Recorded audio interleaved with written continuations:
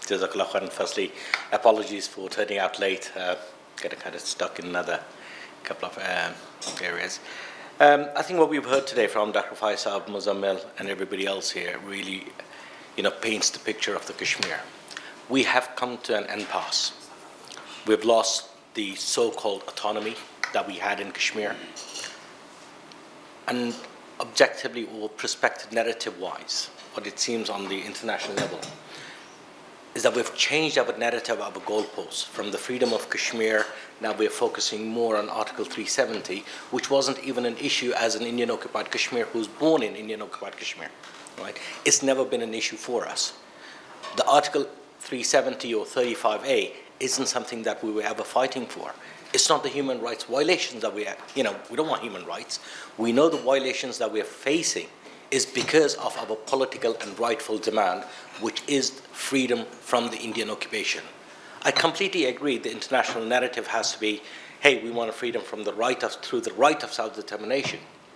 But really, that's just an approach that we are.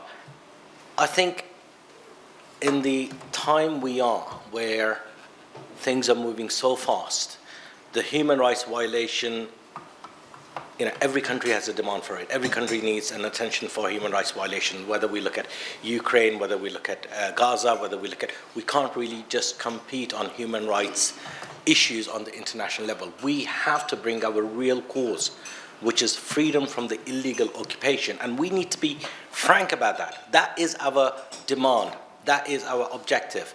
And we need to be able to narrate it to the world that, look, whatever we're demanding is the right of self-determination, is the method, but ultimately it is a freedom that we want from the illegal occupation.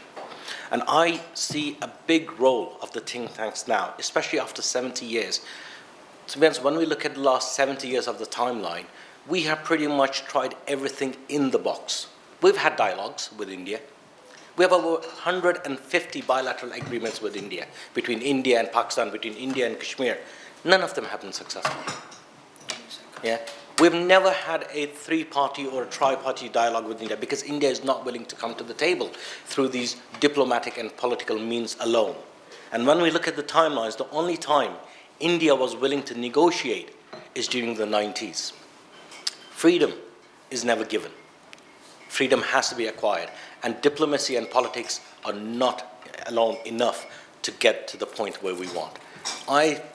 After having looked at everything, and I would love to be proven wrong, we don't want a war. It is a message of casualty, but that is the only language India seems to understand.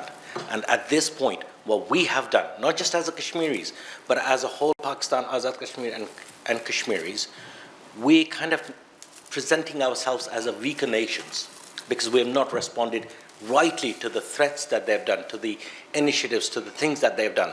And I think it's about time that we as a whole Pakistan, as well as the think tanks, start thinking outside the box. The language that we are speaking, is that enough? Or do we need to revert to something which is a lot more acceptable and understandable to India? Thank you.